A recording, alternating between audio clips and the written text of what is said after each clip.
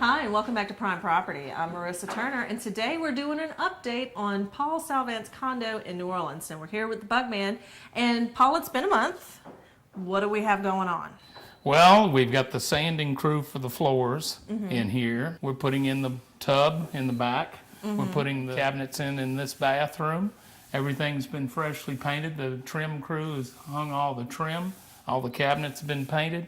I'm doing really the last two steps before we start moving in. Yeah, we need to get those done because you've got a lot of plans for the end of April. Yes, I do. That you want to have everything moved in. Now, okay, so today you're hopefully getting that tub put in. You've got a story behind the tub. Let's hear about the tub. Well, the tub, I had an antique tub that was being given to me. And Claw feet and all that cast iron, good stuff. It was 120 years old, and I said, "This is great." I was going to have it professionally cleaned and new porcelain put on it, but it wouldn't fit. Why wouldn't it fit? 6 inches too long for the space that I had. Because we measure things differently 120 years later. Yes. Things, different standards for everything else. Yes. And it's a shame you couldn't have that bigger tub, too.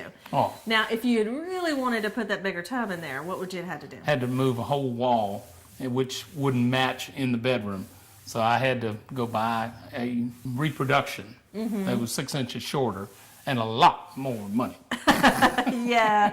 Yeah, it's bad to go from free to, okay, now I got to custom order something. Yes. All right, yeah. But better than moving a wall. Yes, and plus it kind of fits the scenery for down here. And it's an antique tub, but they're proud of it. That's right. But it's going to look nice. Absolutely. Now, the last time we were here, you were working on trim. You were painting trim. Correct. And now you've got it up. Tell us a little bit about the trim that you chose. Well, trim I chose from a hardware store over in Slidell. I went with 6-inch crown around the ceilings, 8-inch baseboards. I went with the fluted trim around all the doors. It really came out nice. I'm just very, very pleased with that. Yeah, I'm noticing the fluted trim on the corner right there, and it's really pretty the way it comes out, and it also helps make this space a little bit bigger because having been built, and this building was built in the 70s or the 80s? Back in the 70s. In the 70s. Yeah. So you've got the lower ceilings, yes, and that trim really helps to make it not feel claustrophobic. Correct. You know, one of my infamous wisdom, I took all the hardware off the cabinets, threw it away, bad move. They don't make that hardware anymore. No, and you've got your holes drilled. Yeah, and so I'm having to order reproductions on the internet. And I probably could have taken the hardware off the cabinets, cleaned it up, and maybe had them either painted. But I'm having to go. But it was the old brass looking ones, right? They were all scratched up, and so I pitched them. So try to find a 2.5-inch cabinet pull. They're all 3 and up. Today, the new stuff. I bet somebody could make a lot of money on making those older standard ones. Yeah. Well, and that's what I did. I ordered some off the internet last night, and I found them. Yeah, but they're proud of them. And I got to looking at what they were costing me a piece versus what I could pick up at some of the other places, about half the cost. You know, but that's the way it is. Now, your other option would have been to fill in the holes and re-drill and all of that kind of stuff.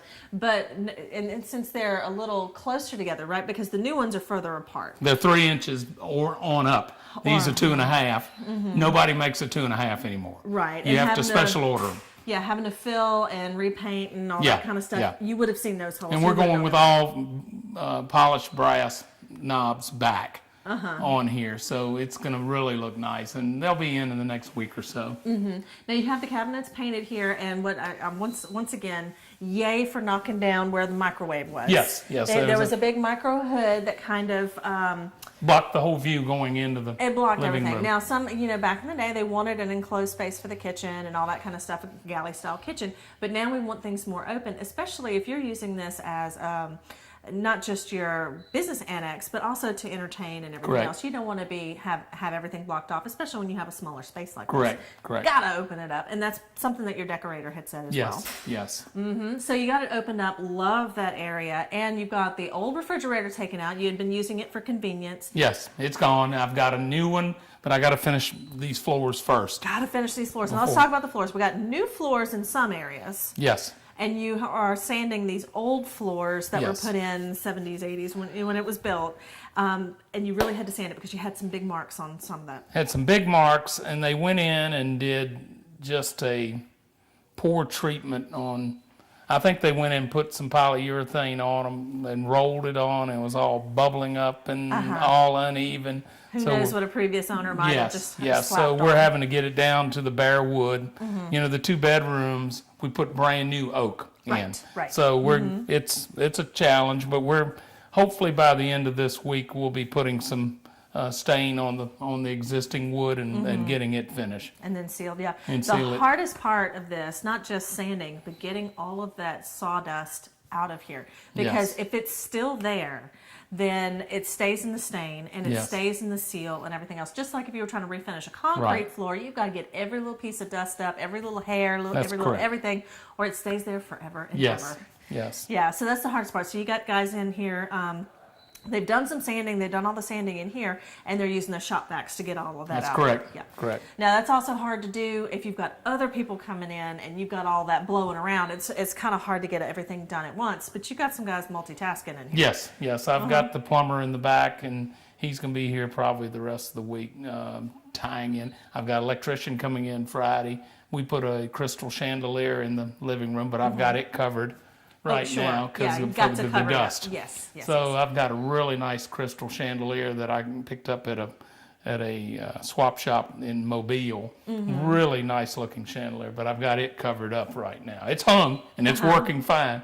I've got all new ceiling fans, Hunter ceiling fans throughout. I've got them covered. Got Keep to have the dust fans off. in this area too, because Lord knows it gets warm down Yes. here.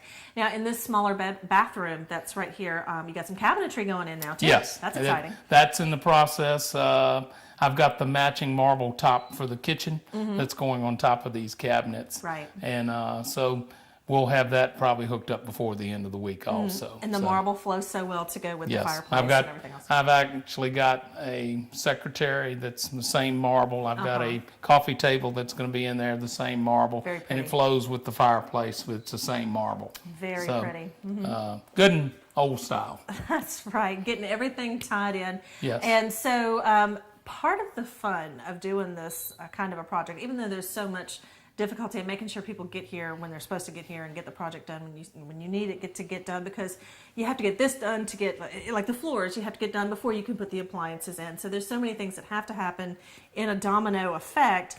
But kind of the fun, I think, would be sourcing these products. Now, I'm sure you were aggravated trying to find the drawer pulls and stuff like that. I lost my religion. How about that? and then I said, why did you throw away the old ones? Because I probably could have had them cleaned up and had somebody rebrass them.